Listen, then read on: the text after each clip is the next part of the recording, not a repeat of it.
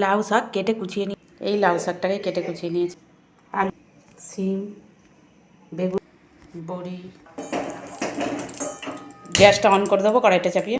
কড়াই গরম হয়ে গেছে, কড়াইতে দিয়ে দেবো সর্ষে তেল। গরম হয়ে গেছে, বড়িটা ভেজে নেব।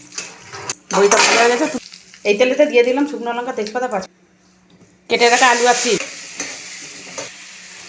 হলুদ গুঁড়ো, জিরে গুঁড়ো, লবণ, সাদা সর্ষে, কালো সর্ষে, পোস্ত, কাঁচা লঙ্কা, আবার কেটে রাখা বেগুন।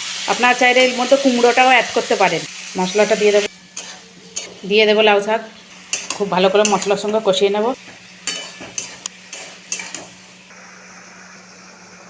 কষানো হয়ে গেছে, দিয়ে দেবো ভেজে রাখা বড়ি। সামান্য জল দিয়ে চাপা দিয়ে দেবো। একবার চেক করে নেব। পরিমাণে চিনি দিয়ে খুব ভালো করে শুকনো করে নেব।